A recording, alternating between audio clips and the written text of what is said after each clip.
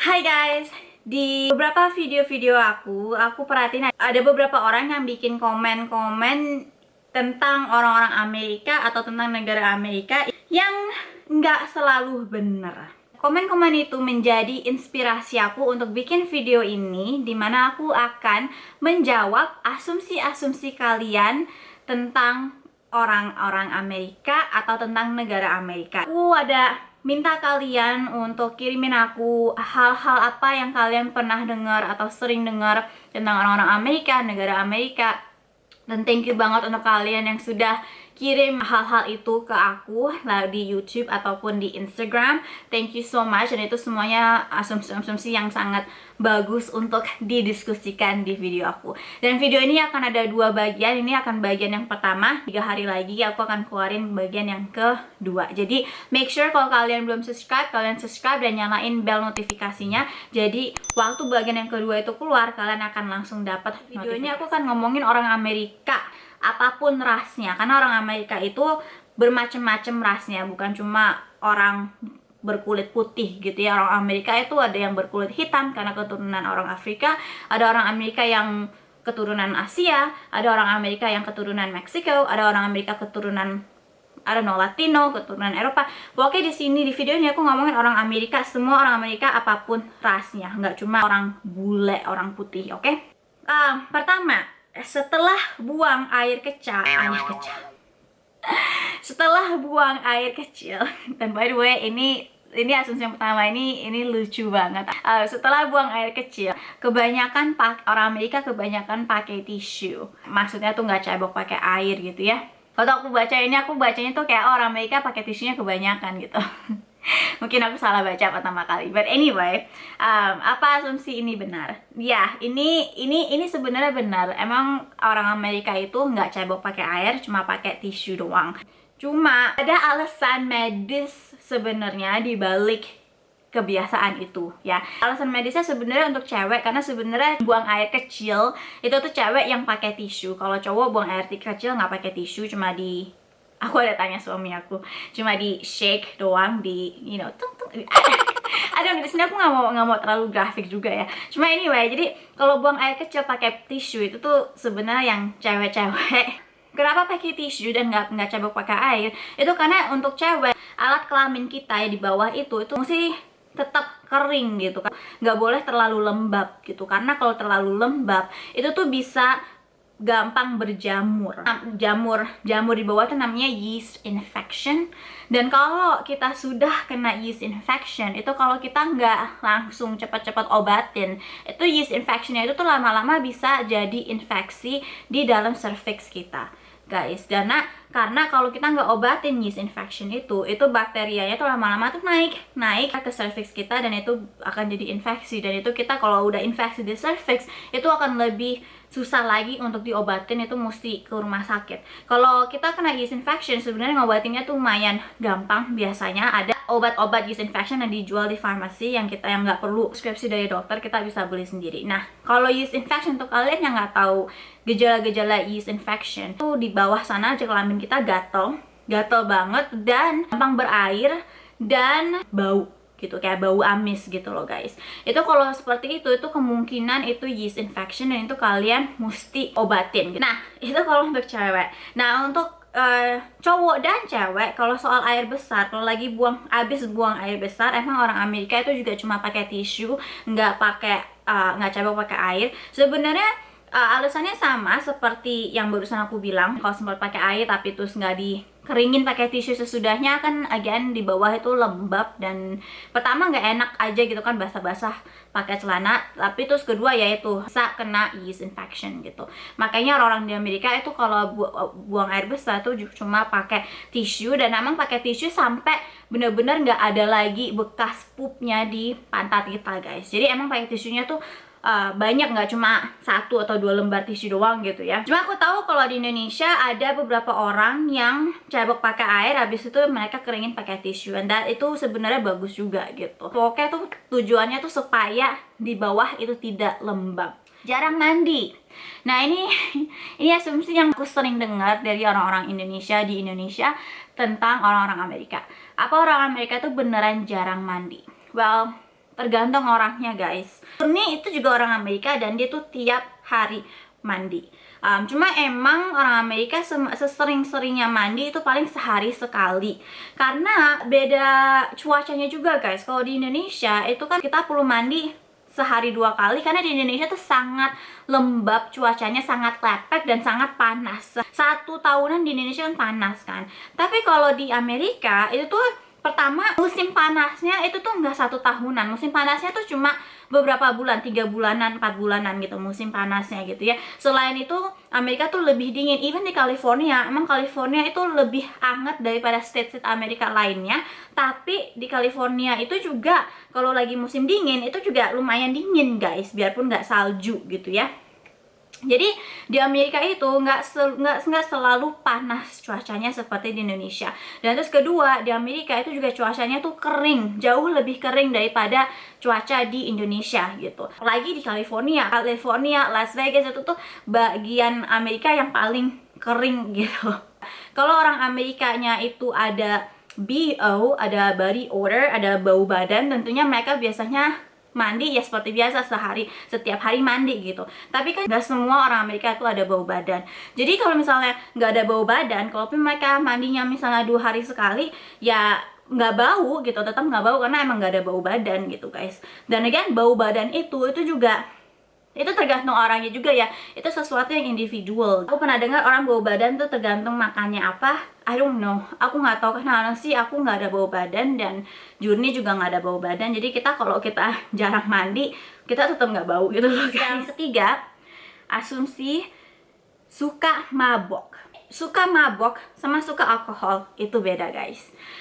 Suka alkohol itu belum tentu mabok gitu kan, belum tentu mabok-mabokan gitu. Emang kebanyakan orang Amerika itu suka alkohol. Kalau ada acara-acara itu pasti ada alkoholnya. Apalagi kalau orang Amerika yang sudah 21 tahun ke atas. Di Amerika kita bisa minum alkohol secara legal itu kalau sudah umur 21 tahun ke atas. Kalau masih di bawah 21 tahun itu masih termasuk di bawah umur, dan itu sebenarnya nggak boleh minum alkohol. Cuma emang banyak orang Amerika yang belum 21 tahun udah minum alkohol gitu. Itu udah biasa juga. But anyway, jadi orang Amerika itu emang suka minum alkohol, tapi nggak semuanya suka mabok-mabokan gitu ya. Ada orang-orang Amerika yang addicted sama alkohol, dan itu definisi Amerika suka mabok. Itu kalau addicted sama alkohol. Amerika itu yang addicted sama alkohol itu ada support group yang namanya Alcoholic Anonymous. Di support group itu mereka tuh di-encourage untuk tidak minum sama sekali.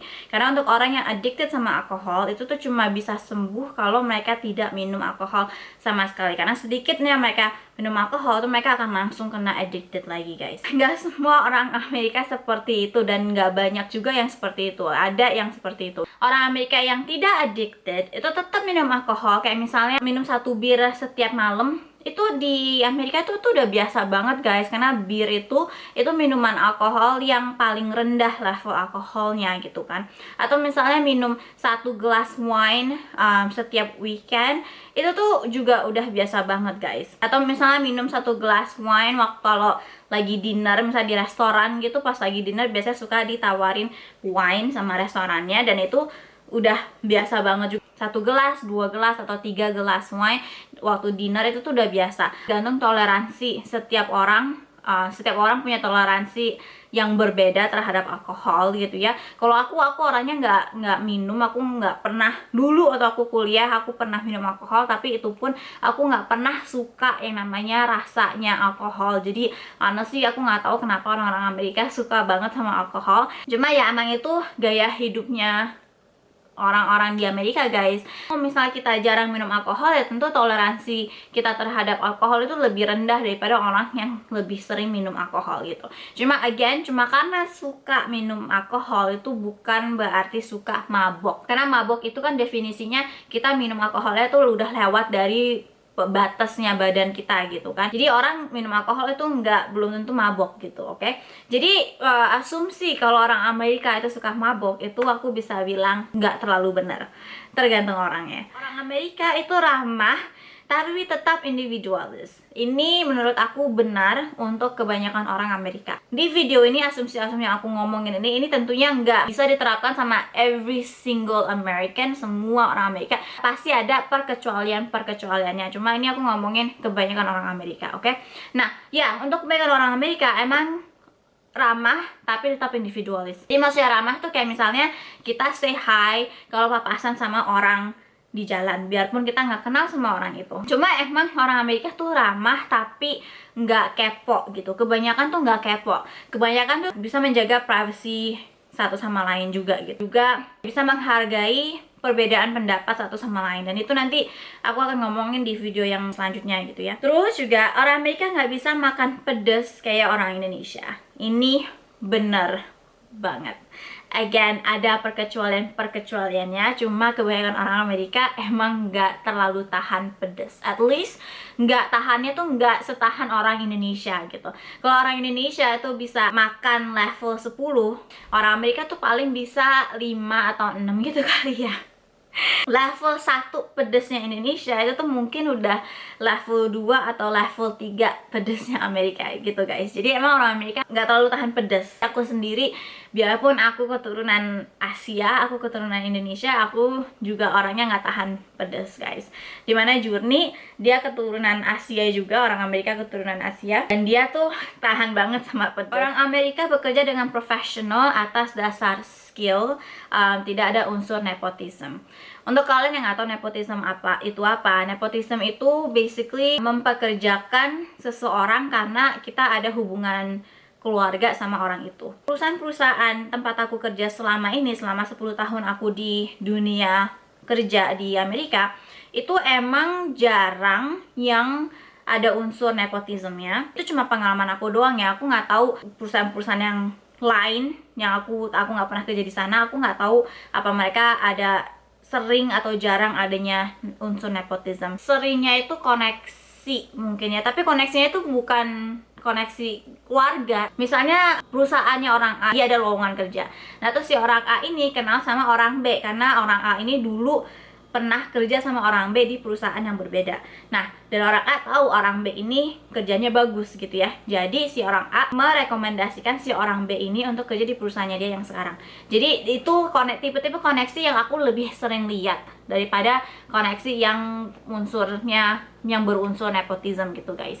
Dan sebenarnya koneksi yang aku sering lihat ini juga tergantung sama skillnya orang B ini gitu ya. Kalau orang B ini emang kerjanya nggak bagus, ya si orang A ini nggak akan merekomendasikan dia juga biasanya gitu kan. Kalau misalnya kita merekomendasikan orang untuk sebuah pekerjaan, efek ke reputasi kita di perusahaan itu. Orang tua mendidik anak untuk independen. Orang tua lebih open-minded dan mendukung passion anaknya. Ini benar guys. Orang tua Amerika itu kebanyakan ngajarin anaknya untuk jadi independen. Di Amerika itu nggak ada yang namanya pembantu guys. Well, ada nama pembantu tapi itu untuk orang-orang Amerika yang kaya banget, yang rumahnya mansion gitu ya.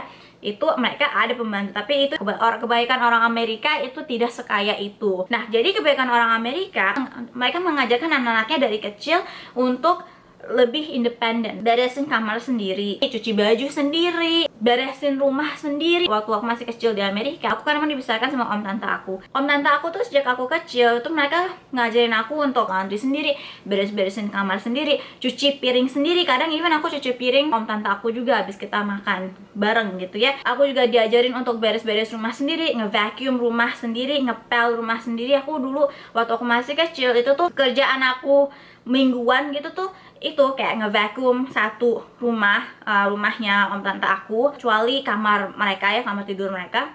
Terus juga ngelapin kamar mandi aku sendiri, terus juga buang sampah sendiri. Kalau misalnya ada anak-anak kecil gitu ya, masih 5 tahun, 6 tahun gitu, udah diajarin untuk beresin mainannya sendiri. Secara financial, secara keuangan juga orang tua Amerika itu tuh mengajarin anak-anaknya untuk cari uang sendiri. Makanya di Amerika anak-anak yang masih SMA itu tuh sudah banyak yang punya kerjaan sambilan gitu. Jadi mereka sambil sekolah biasa sambil kerja gitu, dan biasanya tuh kerjanya tuh bisa jadi pelayan di restoran atau jadi babysitter atau jadi kayak delivery guy gitu, kayak misalnya pizza delivery gitu ya kalau zaman aku dulu gitu ya, kerjaan biasa gitu ya yang bayarannya itu minimum wage gitu. Dan kalau kalian mau tahu minimum wage itu berapa, itu tergantung state-nya. Setiap state punya minimum wage yang berbeda. Itu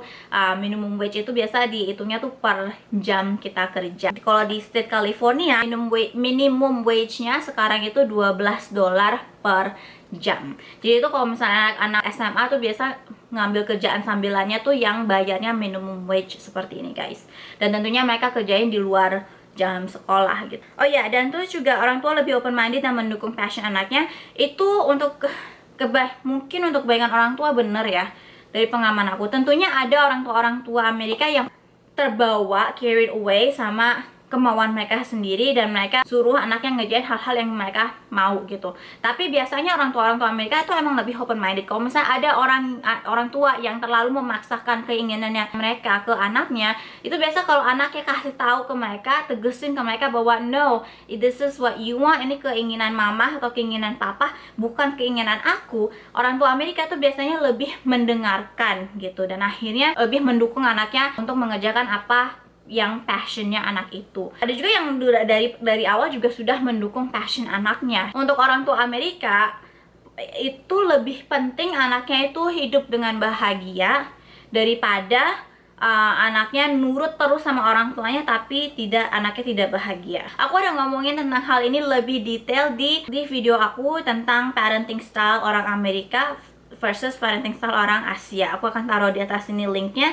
dan juga di bawah di description box di bawah. Jadi kalian bisa check out itu ada 2 bagian. Jadi kalian bisa check out yang berasumsi bahwa orang-orang Amerika itu kehidupannya itu bebas segala macam. Dan itu aku akan ngomongin di video aku yang selanjutnya. Jadi kalau kalian mau tahu tentang orang Amerika tuh sebenarnya emang sebebas apa sih hidupnya, itu kalian mesti stay tune, subscribe ke channel aku, nyalain bell loncengnya, dan tungguin video aku yang selanjutnya. Okay guys, thank you guys for watching and I will see you guys in the next video. Bye guys.